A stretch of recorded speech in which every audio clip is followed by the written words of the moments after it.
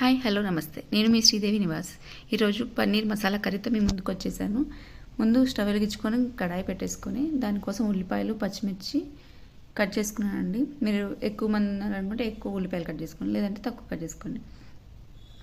కడాయి heat ఎక్కిన తర్వాత అందులో కొంచెం ఆయిల్ వేసుకోండి. ఒక 3 టేబుల్ స్పూన్ ఆయిల్ వేసుకున్న తర్వాత ఈ పన్నీర్ నేను ఇంట్లో తయారు చేసిన పన్నీర్ అండి, ఫ్రెష్ పన్నీరు.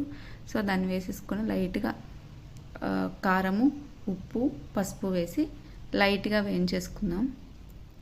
ఇది మా గేదెలు పాలు ఇస్తున్నాయి కదండి, సో వాటి నుంచి నేనే ఫ్రెష్గా తయారు చేశాను అనమాట. కారము, ఉప్పు, పసుపు వేసి లైట్గా వేయించుకోండి, బాగా ఎర్రగా వేయించుకోకండి. అలా వేయించితే ఏమవుతుందంటే రబ్బర్ సాగినట్టు సాగుతూ ఉంటుంది.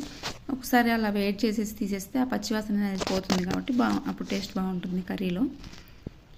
ఇలా లైట్గా వేయించుకొని అటు ఇటు తిప్పేసేసి లైట్గా వేయించేసుకొని ఒక ప్లేట్లో తీసుకొని పక్కకు పెట్టేసుకోండి.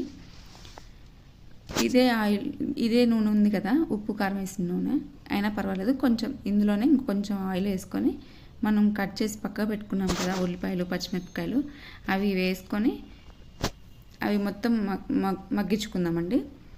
ఉల్లిపాయలు, పచ్చిమిర్చి, కొంచెం బగారా ఆకు వేసుకొని కొంచెం ఉల్లిపాయ మెత్తగా అయ్యేంత వరకు వేయించుకుందాం. ముందు ఈ ఉల్లిపాయ మెత్తగా అయిన తర్వాత ఒక 4-5 టమాటీలు కట్ చేసుకొని మీడియం సైజులో కట్ చేసుకొని ఆ టమాటా ముక్కలు కూడా ఇందులో వేసేసుకొని మగ్గిచ్చేసుకుందాం.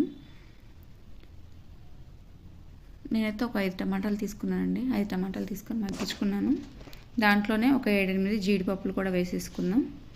ఇవన్నీ మంచిగా ఈ టమాటాల మీద పొట్టు ఉంటుంది కదా, అది మెత్తబడేంత వరకు, టమాటా కొంచెం మెత్తబడి నీరు బయటకు వస్తుంది అన్నంత వరకు మంచిగా వేయించుకోండి.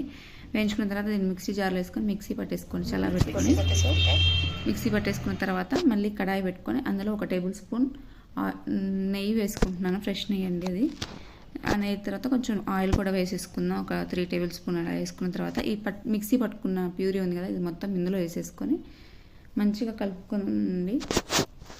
తాలింపు వేసుకున్నాక ఇందులో కొంచెం అల్లం పేస్ట్ వేస్తున్నాను, 1 టేబుల్ స్పూను అల్లం పేస్ట్ వేసి అది మంచిగా మగ్గుతున్నప్పుడు మళ్ళీ పసుపు, ఉప్పు, కారం, గరం మసాలా ఇవన్నీ వేసేసుకుంటున్నాను.